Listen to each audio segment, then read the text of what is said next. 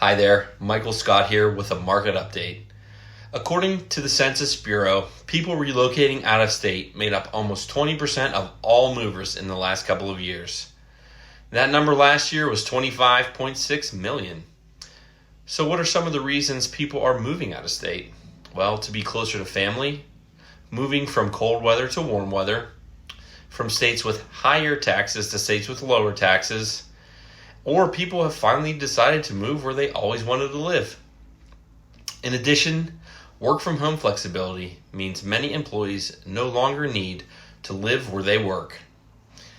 Before the pandemic, only 6% of employees worked remotely. Last year, 27% of all U.S. employees worked remotely, or at least part-time. That is expected to grow to 36.2 million by 2025. In fact, 16% of the U.S. companies are now fully remote. Mortgage rates have started to shift downwards, so if you're serious about making an out-of-area move, give me a call.